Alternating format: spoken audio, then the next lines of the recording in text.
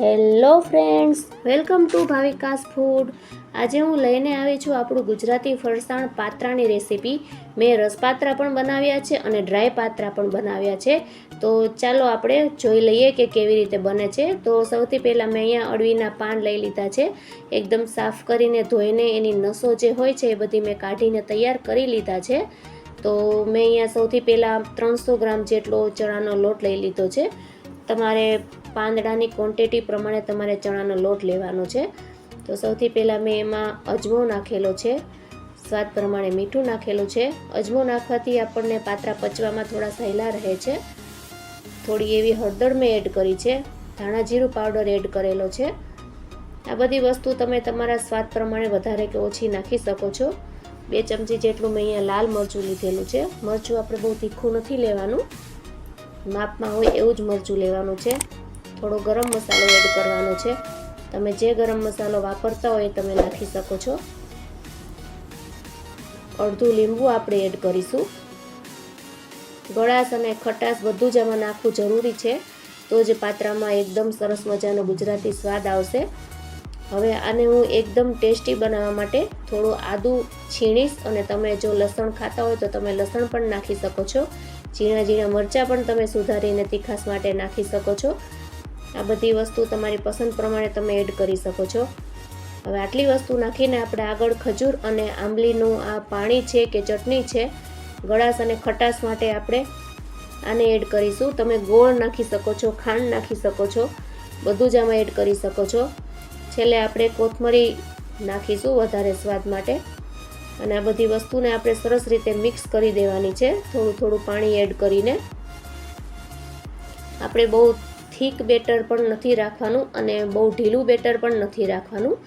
એ રીતે આપણે આ ચણાના લોટને મિક્સ કરી દેવાનો છે. તો જુઓ ફ્રેન્ડ્સ, તમે જોઈ શકો છો મેં કેવી રીતે આ લોટનું આપણું રગડ તૈયાર કરેલું છે. આ રીતનું આપણે રાખવાનું છે. હવે આપણે બધા પાન લઈ લેશું. પાન ઉપર આપણે ધીરે ધીરે આ બેટરને આપણે લગાવી દેવાનું છે. એકદમ કમ્પ્લીટ આખા પાન ઉપર આપણે લગાવવાનું છે, જેથી આ જે લોટમાં આપણે મસાલા કરેલા હોય અને પાનમાં આપણે ચોપડીએ તો એકદમ એનો સ્વાદ સરસ આવે. એક પાન આપણે સીધું રાખીશું અને એક પાન આપણે ઊંધું રાખીશું. એ રીતે આપણે આ પાનને ગોઠવવાના છે. જુઓ ફ્રેન્ડ્સ, હવે એક પાન આપણે આવી રીતે રાખવાનું છે, એક સાઈડ આમ અને એક સાઈડ ઊંધું. એવી રીતે આપણે પાન રાખી અને બધું જ આપણે બેટર સરસ રીતે લગાવી દેવાનું છે. 4 થી 5 પાન તમે 4 પાન લઈને લગાવો તો પણ ચાલે. 2 પાન સીધા અને 2 પાન ઊંધા, એવી રીતે. જુઓ ફ્રેન્ડ્સ, મેં બધી જગ્યાએ ચણાના લોટનું બેટર લગાવી દીધું છે. હવે આપણે આવી રીતે ફોલ્ડ કરવાના છે, રોલ વાળવાનો છે. આપણે પહેલાં 2 સાઈડની આપણે કવર કરવાની છે. બંને સાઈડને આપણે એક રીતે કવર કરી દઈશું, જેથી ચણાનો લોટ બહાર ના નીકળે. અને હવે ઉપરથી આપણે એકદમ ટાઈટ હાથે રોલ વાળવાનો છે. રોલ એકદમ તમારે ટાઈટ વાળવાનો છે, જેથી આપણે જ્યારે કટ કરીએ પાત્રાને ત્યારે એનો શેપ પ્રોપર દેખાય. એટલે આપણે રોલ વ્યવસ્થિત વાળવાનો છે. જુઓ ફ્રેન્ડ્સ, મેં કમ્પ્લીટ તૈયાર કરી લીધો છે. 2 સાઈડથી જોઈ શકો છો તમે, કમ્પ્લીટ તૈયાર થઈ ગયો છે. હવે એક આપણે ચાળણીમાં રાખી દેવાનો છે. ફરીવાર તમને આવી રીતે કરીને બતાવું છું. જુઓ ફ્રેન્ડ્સ, પાન એકદમ ફ્રેશ અને કૂણા હોય ને એવા જ લેવાના, એમાં ટેસ્ટ વધારે સારો હોય છે. ફરીથી આપણે બંને સાઈડને પહેલાં કવર કરીશું અને પછી આપણે આગળથી એકદમ ટાઈટ હાથે રોલ વાળીશું. ગુજરાતી પાત્રા આપણા એકદમ ટેસ્ટી લાગે છે ફ્રેન્ડ્સ. ડ્રાય પાત્રા પણ બને છે અને રસ પાત્રા પણ બને છે. આજે હું તમને બંને પાત્રા બતાવીને શીખવાડીશ. જુઓ ફ્રેન્ડ્સ, એકદમ આ બીજો રોલ પણ મેં તૈયાર કરી લીધો છે.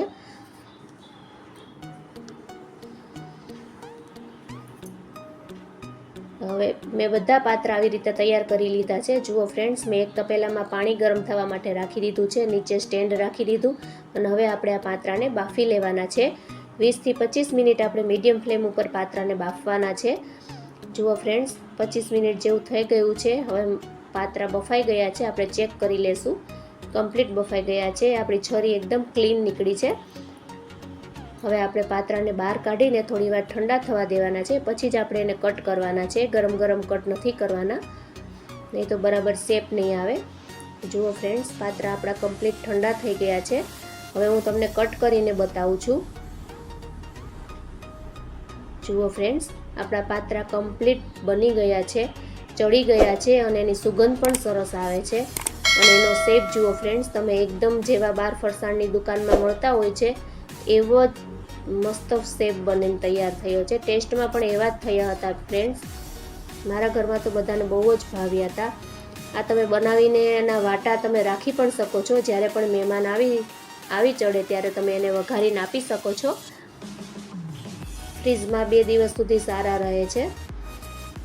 જેમ જોઈએ એ પ્રમાણે આપણે એનો વઘાર કરીને એને આપણે વાપરી શકીએ છીએ. એકદમ ગોળ રાઉન્ડમાં જ બન્યા છે, પ્રોપર શેપ. જુઓ, આ આપણે જે વાટા છે એ એકદમ ટાઈટ વાળ્યા હોય તો જ આવો શેપ બને છે. નકર જો ઢીલા આપણા વાટા બન્યા હોય તો એ બરાબર શેપ નથી આવતો. હવે હું થોડા પાત્રા તમને તળીને બતાવીશ. જે ડ્રાય પાત્રા કહે છે એ જ્યારે ખાવા હોય ત્યારે જ આપણે તળવાના, એટલે એકદમ કડક અને ક્રિસ્પી રહે છે. તેલ મીડિયમ ફ્લેમ ઉપર આપણે રાખવાનું છે અને આપણે આ જે પાત્રા બનાવેલા છે એને આપણે તળવાના છે, એટલે એકદમ ડ્રાય પાત્રા બનશે અને એ પણ ખાવાની ખૂબ જ મજા આવે છે. સવારે નાસ્તામાં કે ક્યાંય બહારગામ જવું હોય તો તમે આ ડ્રાય પાત્રાને સાથે લઈ જઈ શકો છો. 3 થી 4 દિવસ સુધી બગડતા નથી અને ચા હારે ખાવાની ખૂબ જ મજા આવે છે. તો બારડોલીમાં જે મળતા હોય છે ડ્રાય પાત્રા, ત્યાંના ફેમસ છે. આ એ પાત્રા તૈયાર થયા છે ફ્રેન્ડ્સ. જુઓ, એકદમ ક્રિસ્પી, તમને અવાજ પણ આવતો હશે. અને આ જ્યારે તમારે ખાવા હોય ત્યારે જ તળવાના, નકર અત્યારે વરસાદી સિઝનમાં એને એકદમ હવા લાગી જાય છે. હવે આપણે પાત્રાનો વઘાર કરીશું. તો મેં રાઈ, જીરું અને તલ લઈ લીધા છે. એને મેં તેલમાં નાખી દીધા. થોડો લીમડો અને થોડી હિંગને એડ કરી છે. અને હવે આપણે ખજૂર આંબલીની જે મીઠી ચટણી આવે છે એને આપણે એડ કરવાની છે. જુઓ ફ્રેન્ડ્સ, એનાથી જ રસ પાત્રા બનશે. આપણા પાત્રા એકદમ રસદાર અને ખૂબ જ સરસ બનશે. જુઓ ફ્રેન્ડ્સ, આ ખજૂર આંબલીની ચટણી એકદમ ઉકળે પછી આપણે એમાં પાત્રા એડ કરીશું. ધીમે ધીમે એડ કરવાના, જેથી પાત્રા એકદમ છૂટા ના પડી જાય. ગેસની ફ્લેમ આપણે મીડિયમ રાખવાની છે. રસ પાત્રા ખૂબ જ મજા આવે છે ફ્રેન્ડ્સ ખાવામાં. ફૂલ ગુજરાતી થાળી હોય અને એમાં જો આપણને રસ પાત્રા મળી જાય તો એ ખૂબ જ મજા આવે છે. લગ્ન પ્રસંગમાં આપણે હોય છે અને ઘરે પણ બનાવતા હોય છે, તો ઘરે બનાવવા પણ ઇઝી જ છે. ખાસ કરીને અત્યારે વરસાદની સિઝનમાં ગરમા ગરમ ખૂબ મજા આવે છે. બધા તહેવારો આવતા હોય છે તો એમાં પણ તમે ઘરે બનાવી શકો છો. જુઓ ફ્રેન્ડ્સ, એકદમ સરસ રીતે મેં મિક્સ કરી દીધું છે. હવે એની ઉપર આપણે કોથમરી એડ કરીશું. બાજુમાં મેં ડ્રાય પાત્રા રાખેલા છે અને આ આપણા રસ પાત્રા છે, ગુજરાતી ફરસાણ આપણું. ફ્રેન્ડ્સ, તમને મારા વિડીયો કેવા લાગે છે? જો મારા વિડીયો તમને ગમતા હોય તો મારી ચેનલને લાઇક કરજો, શેર કરજો અને સબસ્ક્રાઈબ કરજો. જુઓ ફ્રેન્ડ્સ, મેં તમને તોડીને પણ બતાવ્યું છે. એકદમ રસવાળા અને ખૂબ જ ટેસ્ટી એવા. તમે પણ ઘરે બનાવજો.